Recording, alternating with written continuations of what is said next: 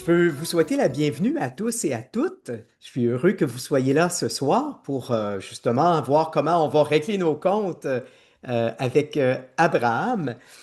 Je vous ai envoyé le texte, hein. On se penche ce soir sur Genèse 18, les versets 17 à 33. Genèse 18, les versets 17 à 33.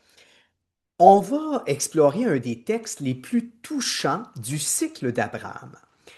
Dieu va partager à Abraham son intention de détruire la ville de Sodome à cause de sa réputation d'être corrompu par le péché. Puis Abraham, ben, lui, il va s'inquiéter de ce projet de Dieu parce que il se dit tout d'un coup qu'il y aurait dans la ville un groupe de personnes qui seraient restées fidèles à Dieu puis à son alliance. Alors, est-ce que Dieu va laisser tomber ces personnes-là? Hein, est-ce qu'il va les sacrifier euh, à cause qu'il veut détruire les pécheurs qui les entourent?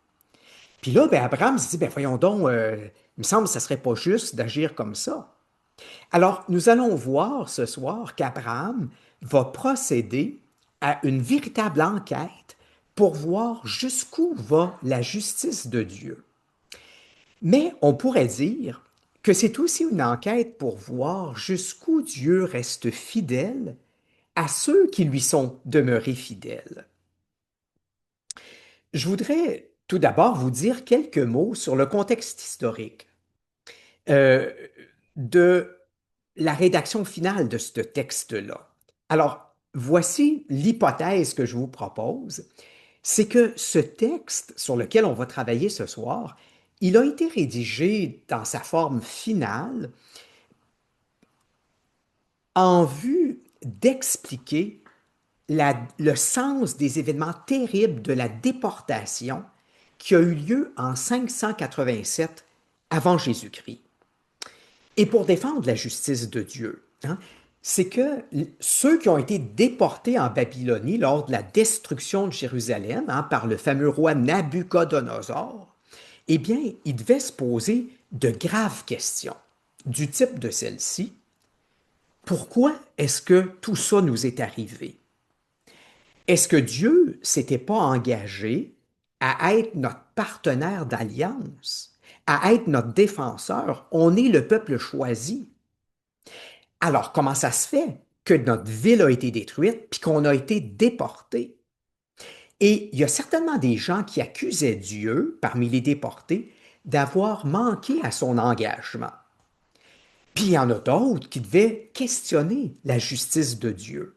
Hein, ils devaient l'accuser d'avoir détruit la ville de Jérusalem à cause de quelques personnes qui avaient péché. Alors, est-ce que Dieu avait puni tout le peuple à cause de ces quelques pécheurs? Eh bien, ce texte sur lequel on va se pencher, il aurait été écrit pour répondre à ce genre de questionnement, puis pour rétablir les faits, pour montrer aussi que Yahvé n'est pas injuste, comme l'affirment certaines personnes. Alors, commençons tout de suite le texte, on va le prendre verset par verset. Ma présentation va durer peut-être une heure et quart à peu près. Alors, il faut s'accrocher, mais j'espère que ce sera intéressant. Alors, allons-y avec le verset 17. Yahvé dit, vais-je cacher à Abraham ce que je fais?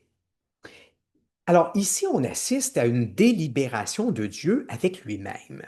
Hein, Dieu se questionne sur l'opportunité de mettre Abraham au parfum de ses intentions. Et euh, c'est comme si Dieu avait l'intention de traiter Abraham comme un prophète. Hein, parce que dans les textes de l'Ancien Testament, les prophètes, ce sont ceux qui sont, je dirais, dans le secret des dieux. Hein, ce sont ceux qui connaissent les projets de Dieu. Alors, peut-être aussi à cause de la suite de notre texte, où Abraham va justement faire quelque chose qui ressemble à une intercession, hein, et les prophètes avaient justement aussi une mission d'intercession. Alors peut-être pour ça là, qu'on va voir qu'Abraham est présenté comme un prophète. Passons au verset 18. Abraham doit devenir une nation grande et puissante en qui seront bénies toutes les nations de la terre. Alors, Dieu se rappelle ici le rôle absolument central qu'il a réservé à Abraham dans son projet là, de bénir toutes les nations. Et ça fait d'Abraham une personne particulièrement importante au regard de Dieu, parce qu'il est en quelque sorte associé, il est comme son proche collaborateur dans son grand projet de bénédiction de l'humanité. Alors, comment est-ce qu'il ne pourrait pas l'informer de ses projets? Comment est-ce qu'il pourrait comment je dirais, ne pas révéler à Abraham ses projets? Alors, passons au verset 19. C'est toujours Dieu qui parle. Car j'ai voulu connaître Abraham, afin qu'il prescrive à ses fils et à sa maison après lui d'observer la voie de Yahvé en pratiquant la justice et le droit. Ainsi, Yahvé réalisera pour Abraham ce qu'il a prédit de lui. Alors, on apprend ici que Yahvé a fait d'Abraham son intime. C'est tout le sens du verbe connaître. Dans la Bible, connaître, ça renvoie au fait d'avoir une relation d'intimité avec quelqu'un. Mais le texte ajoute quelque chose d'important. Si Dieu a développé des rapports d'intimité avec Abraham, c'est pour qu'Abraham soit capable d'enseigner, de transmettre à ses descendants la manière de vivre pour plaire à Dieu, la manière de se comporter pour être en bon terme avec Dieu. Alors, étant l'intime de Dieu, il va être en mesure d'enseigner aux autres la voie pour qu'eux aussi vivent en intimité avec Dieu. Or, Dieu révèle ici ce qu'il faut pour être dans la voie de Dieu, c'est de pratiquer la justice et le droit. Et remarquons ici qu'Abraham est présenté non pas comme le père dans la foi, comme c'est souvent le cas, mais il est présenté ici comme le père de la justice et du droit. La justice et le droit, ce sont justement les attitudes dont les prophètes se faisaient les gardiens. Alors on voit de plus en plus que dans ce passage-ci, vraiment, Abraham est associé au rôle des prophètes. Notre verset 19 y ajoute aussi quelque chose de fondamental. Il y a une condition à respecter pour que Dieu fasse de la descendance d'Abraham une nation grande et puissante. Et cette condition, c'est que la descendance d'Abraham vive dans le droit et la justice. C'est à cette condition-là que les promesses de Yahvé vont pouvoir se réaliser. Voyez-vous, c'est une alliance, c'est une promesse conditionnelle. C'est pas dans tous les passages bibliques que c'est comme ça, mais ici, l'alliance et la promesse, elle est conditionnelle. Et ce qu'on doit comprendre, c'est que les auteurs qui ont écrit notre texte, ils sont en train de répondre aux déportés en Babylonie après la destruction de Jérusalem en 587. Il y en a parmi eux qui accusaient Dieu d'avoir été infidèle à ses promesses, de ne pas avoir agi en fonction de ce qu'il avait promis à Abraham. Dieu avait promis que Israël sera une nation grande, puissante. Puis là, voilà qu'ils ont été détruits. La ville sainte a été détruite, le temple a été détruit, ils n'ont plus de roi, puis ils sont déportés, ils ont perdu leur terre. Alors ils se disent, ça n'a pas de bon sens, Dieu n'a pas été fidèle. Alors, en se servant d'un vieux récit, celui d'Abraham plusieurs siècles avant, puis en le retravaillant un peu pour faire ressortir certains éléments, eh bien, les auteurs tentent de faire comprendre aux déportés le pourquoi de leur malheur. C'est pas que Dieu a été infidèle, euh, ce sont eux qui n'ont pas respecté la condition de base qui avait été exigée par Dieu, à savoir de pratiquer la justice et le droit. Le livre de Jérémie, je ne sais pas dans quelle mesure vous le connaissez, mais il est très éclairant pour notre propos parce que Jérémie, qui est le dernier prophète à avoir prêché avant la destruction de la ville, hein, eh bien, quand on examine les oracles de Jérémie, on se rend compte qu'il n'a pas arrêté d'accuser les habitants de Jérusalem de faire des entorses au droit et à la justice, hein, d'exploiter les pauvres, d'exploiter les veuves, les orphelins, de frauder. Mais revenons à notre récit de Genèse 18. En fait, parler du projet de Dieu sur Sodome, c'est un prétexte. C'est un prétexte pour parler, comme je vous l'ai dit, de ce qui s'est passé à Jérusalem autour des années 587. On se sert de ce vieux récit, hein, dans lequel Sodome va être détruite, hein, pour expliquer ce qui s'est passé dans la ville de Jérusalem. Hein. Quand les auteurs en déportation se sont penchés sur le vieux récit de l'histoire de Sodome puis d'Abraham, c'était pas d'abord pour donner des connaissances sur l'histoire passée. Non, c'était pour parler aux gens dans leur présent, hein, pour leur parler de leur relation à Dieu. Et ces auteurs-là, ils ont retravaillé ce récit pour qu'il devienne une catéchèse, ou si vous voulez, une homélie pour éclairer la foi de leurs contemporains. Donc, ce vieux texte de Genèse 18, c'est comme une homélie. Vous savez, dans nos églises, lorsque le prêtre ou la personne fait l'homélie, eh bien, la personne, elle part de vieux textes, mais elle les actualise pour les personnes qui sont là devant lui dans l'Église. Hein, il les rend parlants pour aujourd'hui. Eh bien, c'est ça qu'ont fait les auteurs en écrivant le texte que nous avons ce soir. C'est comme une homélie qui part de ce qui s'est passé du temps d'Abraham, mais c'est pour parler aux déportés. Ah, j'espère que c'est compréhensible et que c'est assez clair. Alors, on s'en va maintenant au verset 20, puis vous allez voir, c'est super intéressant. Verset 20. Yahvé dit, le cri de Sodome et Gomorrhe est si fort, leur péché est si lourd.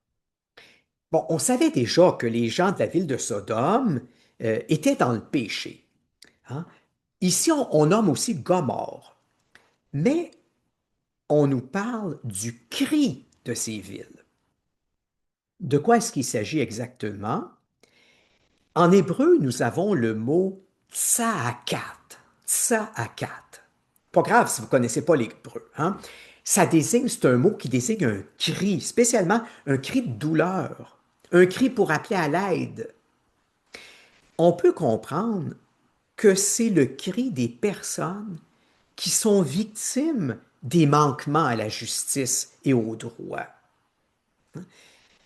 Or, divers passages de la Bible affirment que les cris d'injustice, de violence, ça parvient aux oreilles de Dieu.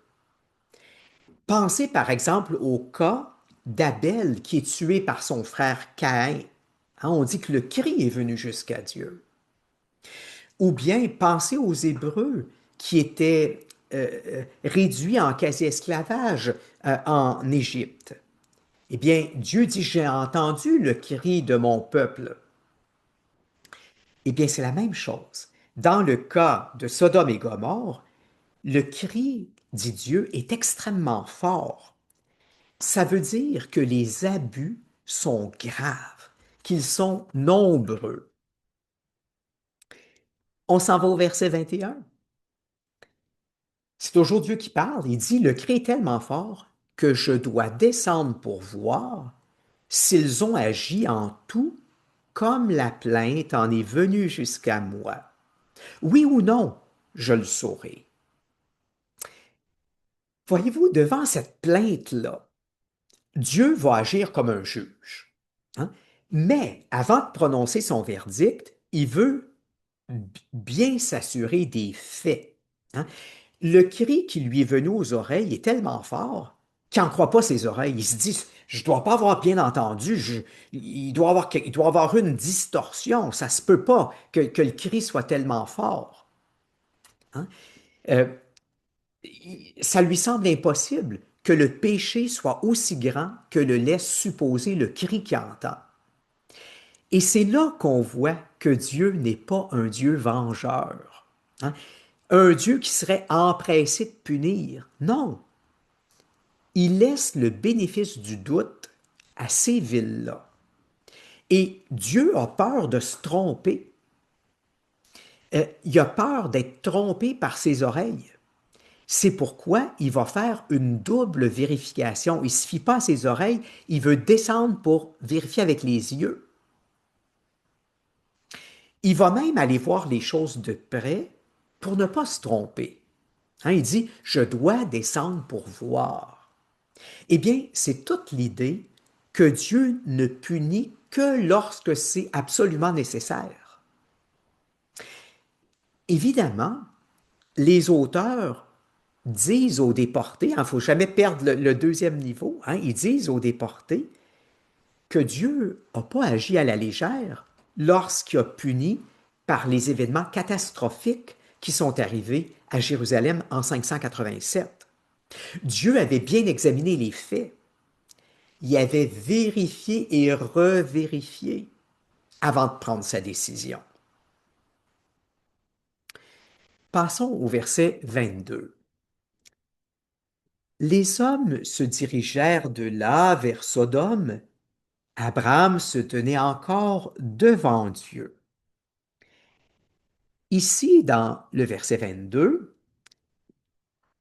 il y a des serviteurs qui sont appelés hommes. Hein, puis ils se rendent à Sodome, sans doute pour vérifier si, c'est comme un peu des envoyés de Dieu, pour vérifier si oui ou non, le cri entendu par Dieu correspond bien à la réalité.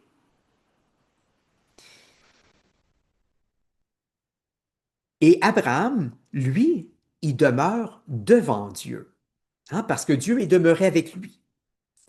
Ah, ben ça, c'est peut-être une autre manière de traduire l'intimité entre Abraham et Dieu. Se tenir devant Dieu. Ça, c'est une expression qui peut exprimer le fait d'être en prière, hein, le fait d'être en prière pour le bénéfice de quelqu'un d'autre. On disait ça des prêtres, des Lévites, qu'ils se tenaient devant Dieu pour le peuple. Et c'est justement ça qu'Abraham va faire dans la suite. Il va faire une espèce d'intercession. Il va intervenir auprès de Dieu, pas pour lui-même, mais pour le bénéfice d'éventuels justes qui pourraient se trouver dans Sodome et Gomorrhe. Alors, empressons-nous d'aller voir la suite pour voir qu'est-ce qui va se passer, hein. Le plus intéressant est devant nous. Prenons le verset 23. Abraham s'approcha de Dieu et dit, vas-tu vraiment supprimer le juste avec le pécheur? Non, c'est pas ça qui est écrit. Je recommence. Vas-tu vraiment supprimer le juste avec le coupable? Ici, Abraham est vraiment décrit comme quelqu'un qui s'approche devant un roi, hein, pour obtenir une faveur. Et ce qui fait problème à Abraham, c'est pas que Dieu puisse détruire les pécheurs, mais ce qui lui fait problème, c'est que Dieu puisse traiter pareillement des justes comme les pécheurs. Ce qui serait inacceptable pour Abraham. Hein? Ce qui serait inacceptable, scandaleux, ce serait que Yahvé sacrifie des justes pour mettre à exécution son projet de supprimer les pécheurs.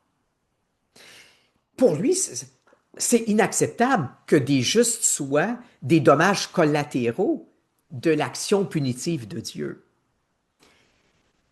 Dans le fond, ça rejoint probablement le grief que certains déportés en Babylonie exprimaient contre Dieu. Ils avaient l'impression d'être des justes, qui avaient dû payer pour le péché des autres.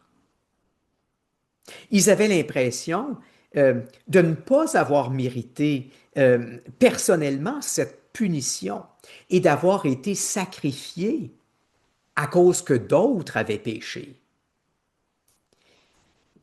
Et il y a d'ailleurs divers passages du livre du prophète Ézéchiel qui nous montrent que des personnes récriminaient contre la manière dont Dieu appliquait sa justice.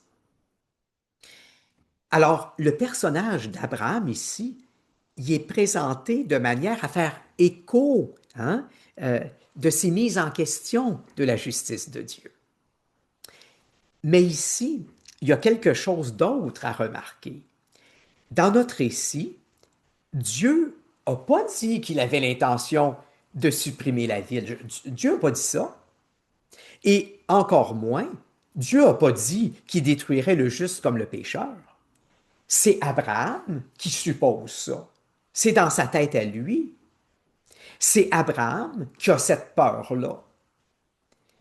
Mais cette supposition, cette peur, sont pas fondées sur une parole de Dieu. Et on pourrait dire qu'Abraham fait ce qu'on appelle en psychologie de la projection. Hein? Il projette sur Dieu en partant de son image de Dieu. Alors ici, il y a une question qui se pose. Est-ce que ça se pourrait qu'Abraham ait une fausse conception de la justice de Dieu?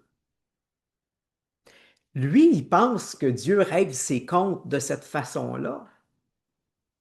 Mais c'est lui qui pense ça. Mais est-ce que c'est comme ça que Dieu agit? En tout cas, à partir d'ici, Abraham va poser 6 questions à Dieu. Et ça va donner lieu, oui, puis ça va être comme 6 demandes. Et ça va permettre de faire la lumière sur la justice réelle de Dieu. Ça va permettre de faire apparaître que les conceptions initiales d'Abraham, eh bien, elles n'étaient pas ajustées à ce que Dieu avait vraiment l'intention de faire. Vous allez voir dans la suite, le récit va faire apparaître l'écart qui existe entre la justice de Dieu et la perception qu'Abraham a de la justice de Dieu. Et par le fait même, ce récit-là, il va poser une question aux lectrices en déportation. Hein? C'est comme s'il va lui dire, vous faites des griefs à ce que vous croyez être la justice de Dieu. Est-ce que ça se pourrait que vous ayez une fausse perception de Dieu? Une fausse perception de sa justice? Est-ce que ça se pourrait que vous soyez en train de faire de la projection? Et si Dieu, et tout d'un coup que Dieu aurait une autre façon de faire ses comptes que les humains, tout d'un coup que Dieu compterait autrement, eh bien, allons voir. Passons au verset 24. C'est Abraham qui parle. Peut-être y aura-t-il 50 justes dans la ville. Vas-tu vraiment supprimer cette ville ou lui pardonner à cause des 50 justes qui s'y trouvent? Voyez-vous, Abraham soumet une hypothèse à Dieu. Il ne connaît pas les faits, mais est-ce que ça se pourrait qu'il y ait des justes dans la ville de Sodome? Hein? Même si le péché est généralisé, est-ce que ça se pourrait qu'il y ait des justes qui aient résisté au péché? Est-ce que ça se pourrait qu'il y ait des personnes qui soient restées fidèles à Dieu, puis qui ont pratiqué le droit et la justice? Puis quand on y pense bien, ben, la question d'Abraham n'est pas bête. Hein? Au temps de Noé, là, la terre était corrompue, mais Noé et sa famille, ils étaient restés justes. Et dans son grand souci de justice, ben, Abraham va proposer à Dieu une nouveauté inouïe. Est-ce que Dieu pourrait accepter de pardonner à toute la ville pour préserver les 50 justes qui s'y trouvent? Est-ce que Dieu pourrait exercer sa justice en faisant miséricorde, même à une grande quantité de pécheurs, par respect pour les justes? Et c'est vraiment touchant de constater qu'Abraham en vient à concevoir que Yahvé est un Dieu qui pourrait faire preuve de miséricorde.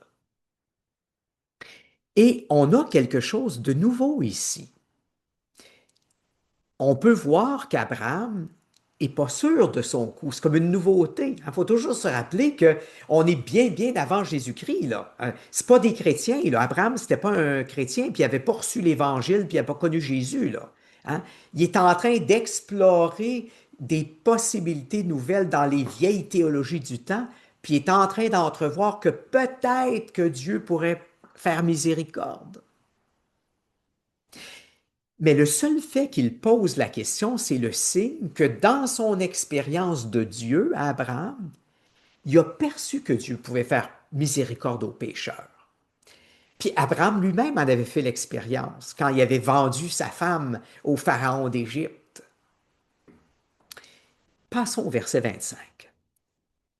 Loin, c'est Abraham qui parle, loin de toi une telle conduite, faire mourir le juste avec le coupable. Il en serait du juste comme du coupable. Loin de toi, le juge de la terre n'appliquera-t-il pas le droit? Hein? On voit bien qu'Abraham n'a pas de certitude concernant la justice de Dieu et sa miséricorde. Hein? Puis il craint que Dieu soit capable de faire mourir le juste avec le pécheur. Et Abraham semble pas savoir que lors du déluge, Dieu avait trouvé un moyen de sauver les justes. Hein? Il avait trouvé par l'arche de Noé, il avait trouvé le moyen de sauver ceux qui étaient demeurés fidèles. Passons au verset 26. Yahvé dit, si je trouve à Sodome 50 justes au sein de la ville, à cause d'eux, je pardonnerai à toute la ville. Et c'est ici que Abraham commence à découvrir que Dieu est moins injuste qu'il l'avait craint au départ. Hein? Dieu ne se fait même pas supplier. Hein? Immédiatement, il répond qu'il est tout à fait d'accord de pardonner à toute la ville pour épargner les 50 justes qui pourraient s'y trouver. Mais ici, il faut se questionner sur le sens du pardon en question. Hein? Est-ce qu'il s'agit vraiment de miséricorde, comme on est souvent porté à le croire? Hein? Parce que miséricorde, ça veut dire avoir le cœur touché par la misère de l'autre. Hein? Est-ce que Dieu est touché par la misère des pécheurs? Est-ce qu'il a l'intention de leur donner une deuxième chance?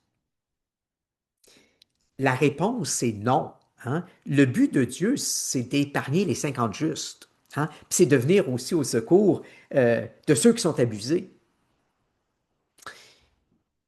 Passons au verset 27.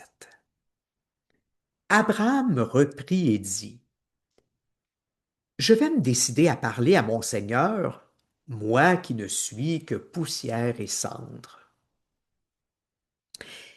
Abraham se prépare à poursuivre son investigation sur la justice de Dieu, puis il semble qu'il ne soit pas encore tout à fait satisfait avec ce qu'il vient de découvrir de Dieu. Abraham voudrait être rassuré davantage, mais en même temps, il ne veut pas offenser Dieu. Fait que c'est comme ça qu'Abraham s'humilie. Il approche Dieu avec beaucoup, beaucoup d'humilité en disant qu'il n'est que poussière et cendre. Alors, il reconnaît par là qu'il est juste un humain et qu'en tant qu'humain, ben, ça serait déplacé de faire le procès de Dieu et de faire le procès de sa manière d'administrer la justice. Eh bien, ici, on peut penser encore une fois que notre texte veut interpeller les déportés en Babylonie, qui, eux, se permettent de critiquer Dieu, se permettent de critiquer la justice de Dieu, puis de l'accuser d'être un mauvais juge.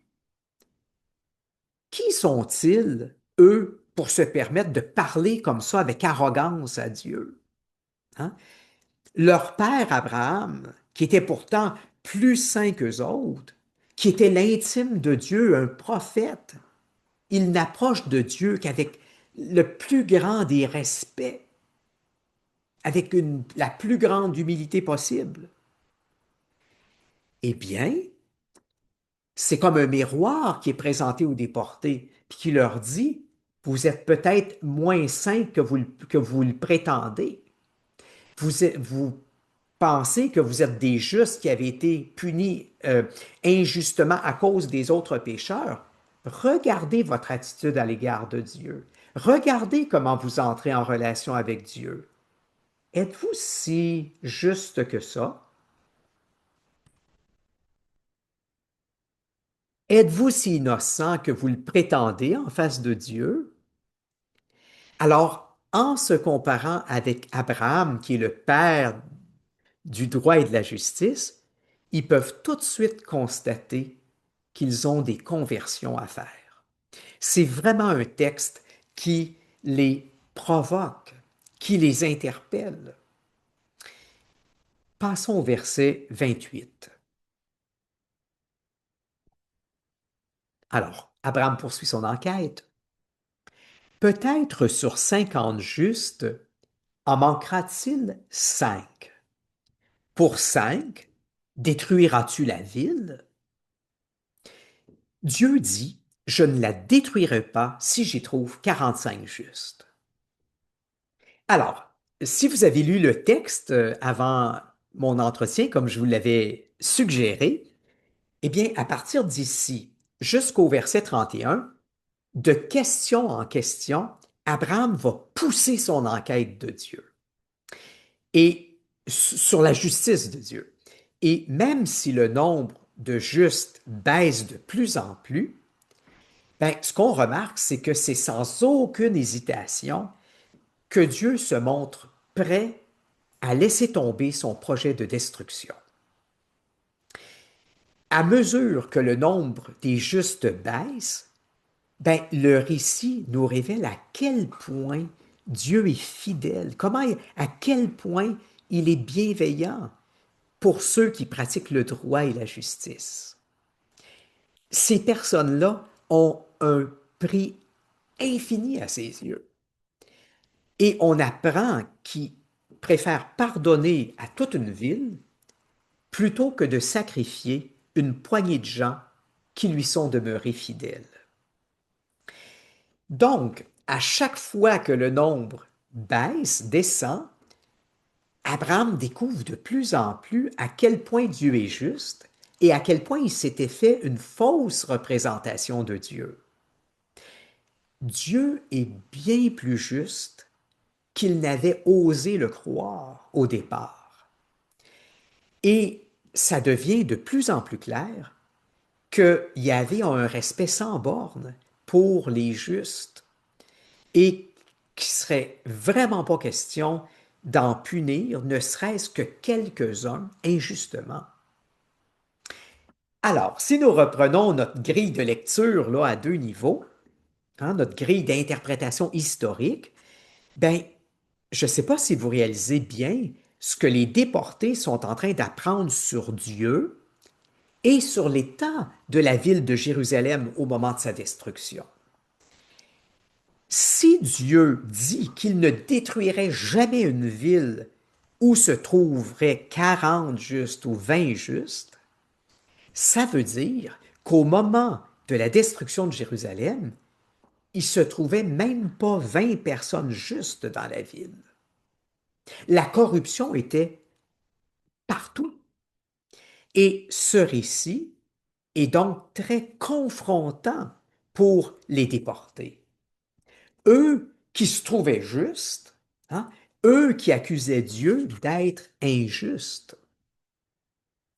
Mais à mesure que ce récit-là dévoile la justice de Dieu, puis son immense respect pour ceux qui lui sont demeurés des intimes, ben, il devient de plus en plus clair que la culpabilité des habitants de Jérusalem était très grande. Hein? et que les déportés sont responsables de ce qui leur est arrivé. Ils ne peuvent pas rejeter la faute ni sur leurs ancêtres, ni sur Dieu, ni sur les autres concitoyens. Ce sont eux qui ont accumulé infidélité sur infidélité. Et cette situation de péché était généralisée. Alors, le verset 32, qu'on va voir dans un moment, affirme que Dieu accepterait d'épargner euh, la destruction à une ville, même s'il y avait seulement 10 justes. Ça veut dire qu'au regard de Dieu, euh, il n'y avait même pas 10 justes dans la ville de Jérusalem. Donc, c'est une ville avec laquelle il n'y avait plus rien à faire. Voilà la réponse que ce récit apporte aux exilés qui se plaignent d'avoir été traités injustement. Alors allons-y voir le verset 32. Abraham reprit, que mon Seigneur ne s'irrite pas si je parle une dernière fois. Peut-être là s'en trouvera-t-il 10. Et Dieu de répondre, je ne détruirai pas à cause de ces 10. Moi, il y a une question qui m'est venue, puis qui me vient tout le temps quand je lis ce texte-là. Je ne sais pas si vous autres, elle vous vient, mais moi, je me demande pourquoi Abraham arrête au nombre de 10. Puisque Yahvé lui a fait aucun reproche. Hein? Euh, euh, Yahvé a montré aucun signe d'impatience devant les demandes répétées d'Abraham. Eh bien, 10, c'est parce que c'était le nombre minimal dans le Proche-Orient ancien pour considérer qu'il y avait une communauté. Hein. En bas de 10, ben, c'est plus une communauté, c'est des individus. Malheureusement, le chapitre 19, hein, le chapitre suivant dans la Genèse, va nous apprendre que les deux envoyés pour vérifier l'état de la ville, ben, ils ont trouvé que les deux villes étaient vraiment comme le cri que Dieu avait entendu. Le péché était très considérable. Ils n'ont même pas trouvé des justes. Et c'est pourquoi, si vous allez voir le chapitre 19, les versets 23-24, ben, Dieu va procéder à la destruction. Et par le fait même, les déportés apprennent pourquoi Dieu a détruit la ville de Jérusalem. Mais Dieu a tout de même sauvé de cette destruction 6 personnes. Lot et sa femme, ses 2 filles, puis ses 2 gendres. Et Dieu dit qu'il l'a fait non pas parce qu'ils étaient justes, mais par considération pour Abraham, par fidélité, par amitié pour Abraham. Mais revenons à ce nombre de 10 personnes. Il semble qu'Abraham n'a pas encore été assez audacieux parce que les 2 prophètes, Jérémie et Ézéchiel, sont unanimes pour dire qu'un seul juste aurait suffi pour sauver la ville de Jérusalem de la destruction. Alors ça veut dire que ces 2 prophètes portent un verdict très sévère. Ça veut dire que d'après eux, il restait même pas un seul habitant qui n'était pas corrompu par le péché. Passons maintenant à notre dernier verset, le verset 33. Yahvé partit lorsqu'il eut achevé de parler à Abraham, et Abraham retourna chez lui. Bon, c'est clair que notre récit prend fin, hein, les 2 interlocuteurs se séparent, mais ce qui est particulier, c'est qu'on dise que cette séparation a lieu lorsque Yahvé a terminé de parler à Abraham. Est-ce que vous ne trouvez pas ça bizarre? Parce qu'à première vue, on a plutôt l'impression que c'est Abraham qui a parlé à Dieu. C'est Abraham qui a pris l'initiative de poser des questions. Et c'est lui, Abraham, qui a arrêté de poser des questions au chiffre 10.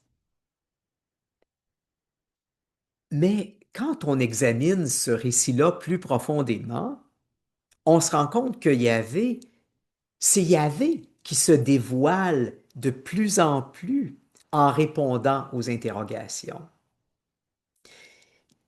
Dans le fond, tout au long du récit, Dieu parle de lui-même à Abraham, hein. Il lui parle de sa justice, il lui parle de sa fidélité. Et de ce point de vue-là, étant donné que c'est Dieu qui se révèle, bien, on peut dire que c'est Yahvé qui a parlé à Abraham. Alors voilà qui termine euh, notre étude de ce passage très intéressant de Genèse 18. En guise de conclusion, je voudrais maintenant que on fasse certaines réflexions, certaines actualisations pour aller un peu plus loin, pour réfléchir là-dessus euh, et pour peut-être faire des liens avec nous aujourd'hui. Euh, comme je le disais tantôt, il y a des choses qui peuvent peut-être nous heurter dans ce texte qu'on vient de voir, mais il faut toujours se rappeler que le texte sur lequel nous avons travaillé ce soir a été écrit euh, environ 5 siècles avant Jésus-Christ. Alors, on ne peut pas s'attendre à ce que les auteurs aient une foi chrétienne comme celle que nous avons aujourd'hui, 2000 ans après Jésus-Christ. Hein? Il faut toujours se rappeler que les personnes qui ont écrit ces textes-là n'étaient pas évangélisées. Hein? Ils n'avaient pas connu Jésus, ils n'avaient pas entendu les évangiles. Et que l'Ancien Testament, bien, nous permet d'accompagner un peuple qui est en train de découvrir progressivement qui est Dieu, mais c'est à travers Jésus-Christ que nous avons la véritable image de Jésus-Christ et que nous continuons à approfondir, explorer, déployer depuis 2000 ans après Jésus-Christ. Alors, c'est pour ça qu'il ne faut pas se scandaliser de choses qu'on a dans l'Ancien Testament, puis de dire, mais c'est pas chrétien, Jésus, c'est pas ça qu'il a dit. Ben non, c'est sûr, hein? Il n'avait pas encore entendu. OK, ça marche. Euh, eh bien, allons-y. J'ai, disons, deux grandes réflexions à vous proposer ce soir.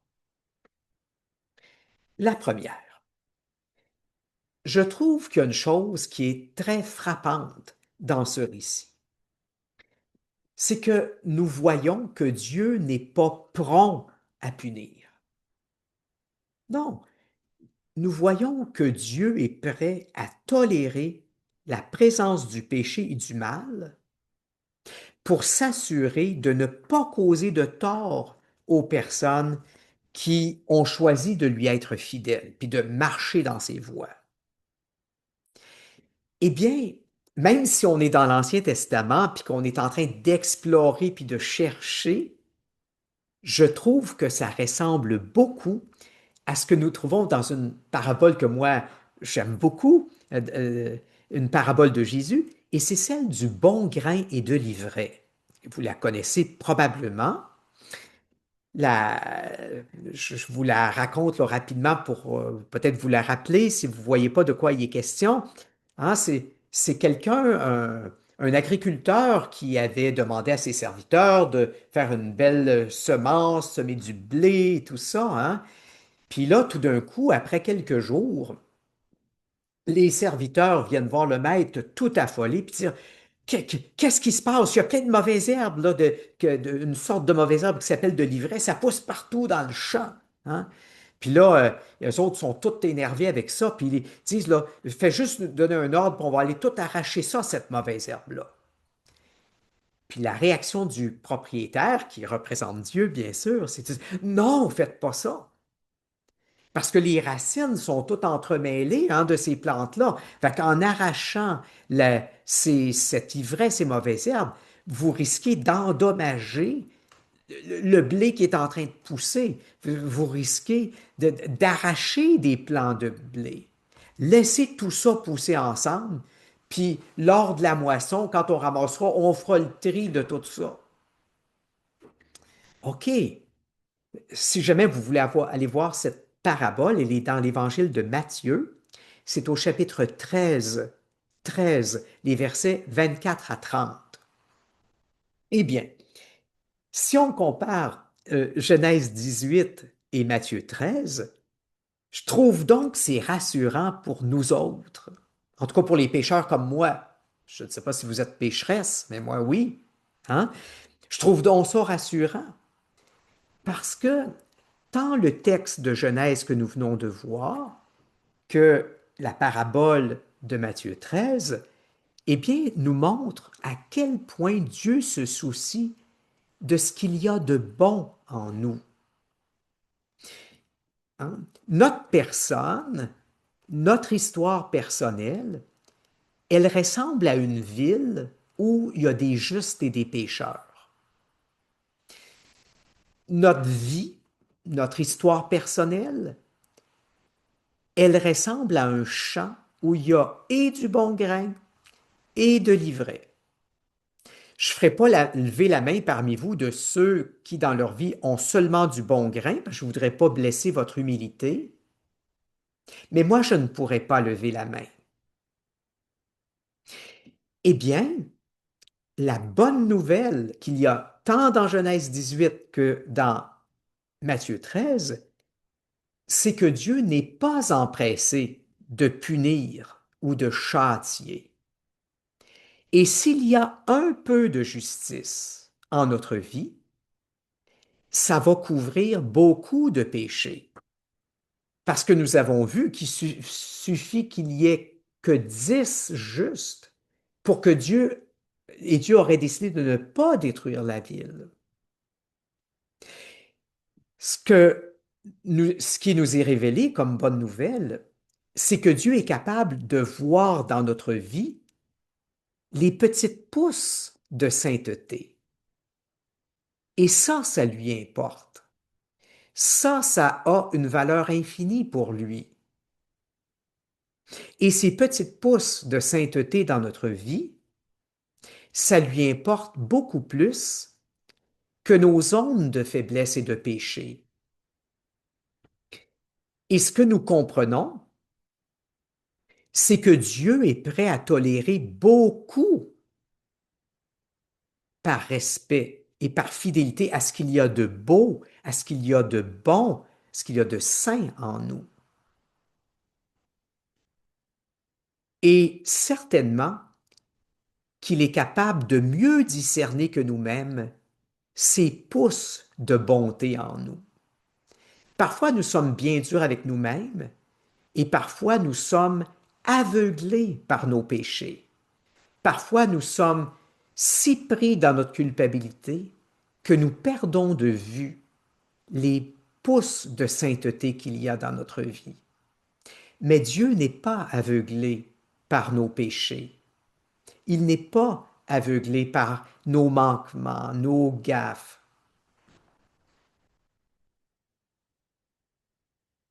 Et l'attitude de Dieu à notre égard, nous pouvons croire qu'elle est la même aussi à l'égard de notre Église.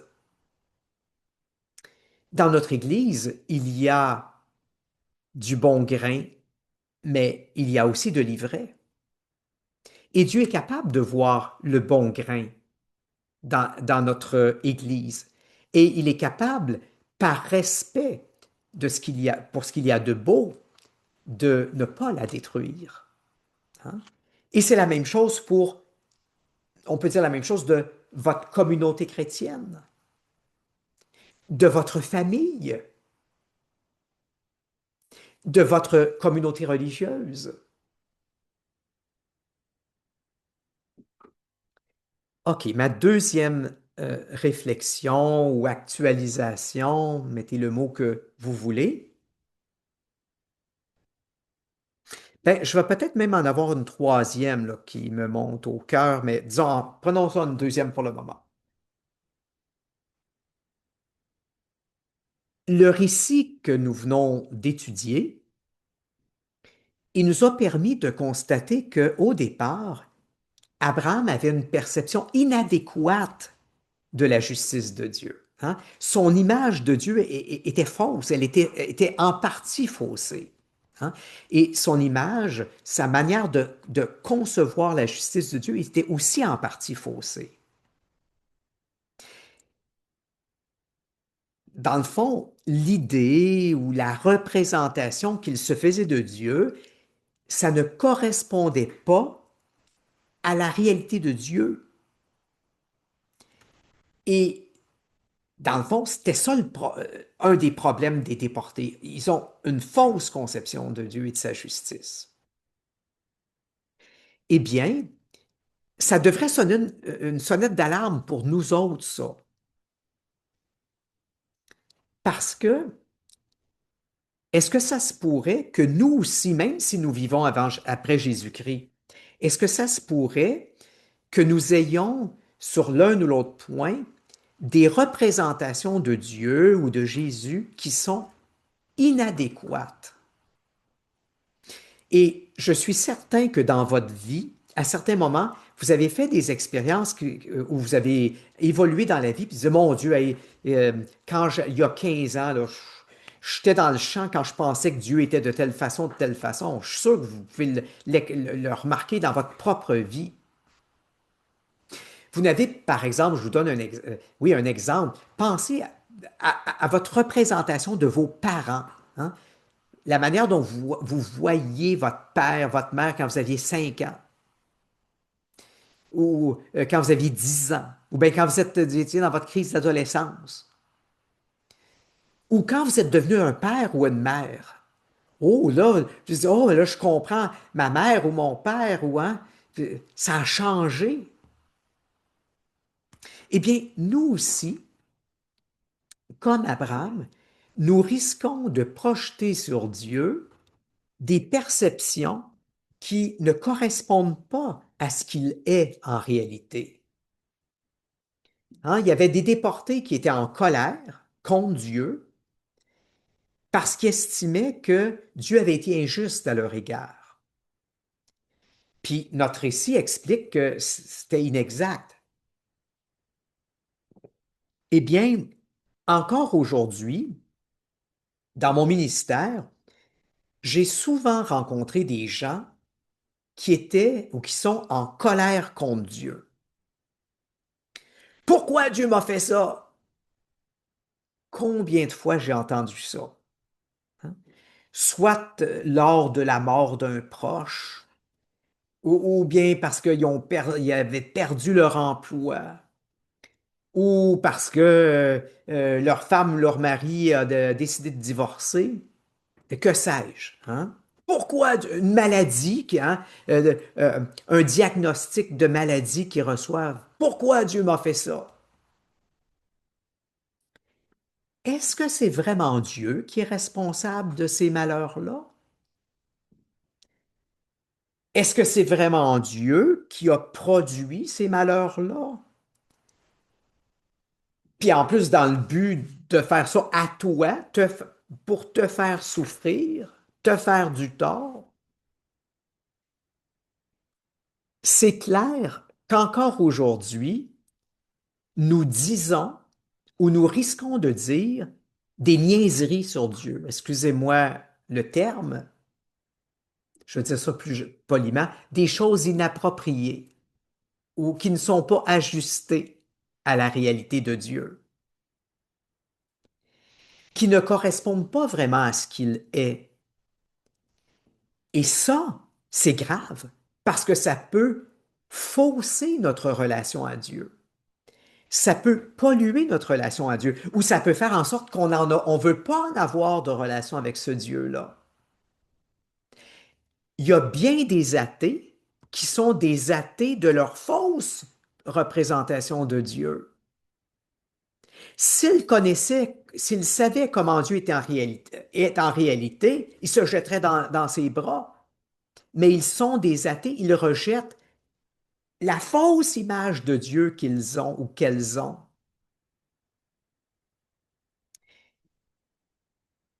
Et c'est pas nécessairement de leur faute. s'ils ont ou elles ont cette image-là. Il faut aussi faire attention à ce que l'on dit de Dieu aux autres. Parce que ben, c'est une grande responsabilité de dire quelque chose de Dieu aux autres, parce que nous risquons d'endommager ou de polluer leur relation à Dieu. Un jour, j'entendais une mère dire à son petit gars, si tu continues à être tannant comme ça, le bon Dieu ne sera pas content. Il va se fâcher. Ça m'a tordu le cœur parce que lorsque cet enfant-là sera devenu un homme, un adulte, est-ce qu'il va être intéressé à vivre en relation ou sous le regard d'un Dieu qui est prêt à le punir à tout moment quand il fait une gaffe ou s'il se trompe ou je ne sais pas quoi?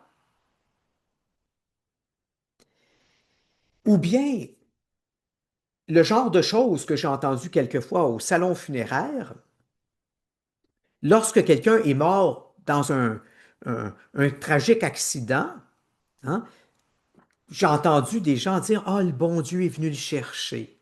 Hein. Le bon Dieu en avait besoin. Il est venu le chercher. Imaginez une mère de famille qui a encore des enfants jeunes puis qui meurt d'un cancer ou d'un accident d'auto, puis on lui dit, pensant le consoler, est avec le petit Jésus. Hein. Le petit Jésus il est venu le chercher, il en avait besoin auprès de lui.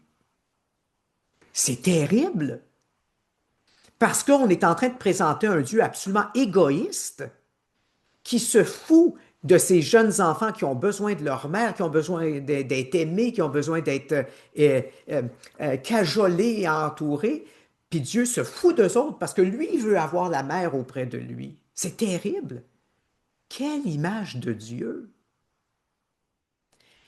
C'est pour ça que je disais tantôt que des fois on dit des niaiseries parce qu'on ne sait pas quoi dire ou parce que on ne sait pas c'est quoi la réalité. Alors on s'essaye à dire des affaires qui n'ont pas de bon sens. Bon, ben, je sais bien que des fois, faut dire, si on était sûr de toujours avoir le bon sens, on ne dirait jamais rien.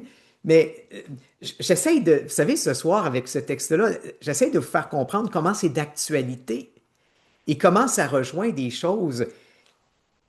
Il y a des enjeux très, très grands, hein? Puis il y a plein de gens qui règlent leur compte avec Dieu en le congédiant, en disant qu'il n'existe pas ou qu'ils ne veulent rien savoir de lui. Mais les comptes qu'ils règlent, c'est peut-être pas des bons comptes. En tout cas, je pense que vous comprenez ce que je veux dire. OK. Une troisième et dernière réflexion, parce que je ne veux pas non plus vous tenir assis trop longtemps, parce que on devient qu'on ne peut plus comprendre ou entendre, puis je veux vous laisser un petit peu la parole aussi avant la fin de la soirée. Troisième et dernière réflexion. Nous avons vu Abraham descendre dans ses négociations jusqu'à 10, puis il s'est arrêté là. Puis pas Isaïe, Ézéchiel et Jérémie ont fait l'hypothèse que peut-être que du un aurait suffi. Eh bien, oui, un a suffi. Et c'est là tout le sens du salut que nous obtient Jésus. Hein? Un seul a suffi. Parce que Jésus, c'est un vrai juste, en qui il n'y a pas eu et du bon grain et de l'ivraie, mais seulement le bon grain. Et nous, ben, mon Dieu, notre ville humanitaire, hein, planétaire, ben, mon Dieu, on n'a pas réussi à en trouver 10 ou un juste. Mais Jésus l'a été. Et c'est lui qui nous sauve. Parce que lui nous obtient la miséricorde. Parce que Dieu est prêt à tolérer tout le péché de l'humanité. Parce qu'il y en a un juste, hein, qui est avec nous autres. Puis qui dit, ouais, mais là, il faut tu vas les respecter. Parce que moi, je suis le juste. Hein, c'est celui qui nous obtient vraiment la miséricorde et qui fait que ben, Dieu est satisfait. Satisfait. Je ne veux pas tomber dans une vieille théologie là, qui dirait là, que Dieu veut détruire, mais vous comprenez, c'est que Dieu nous obtient cette miséricorde. Il est ce juste qui nous sauve, qui nous place dans les bonnes grâces de Dieu, qui intercède pour nous et puis qui nous annonce aussi que Dieu est d'accord de nous faire miséricorde. Alors voilà la bonne nouvelle. Alors voilà ce que je voulais vous partager ce soir.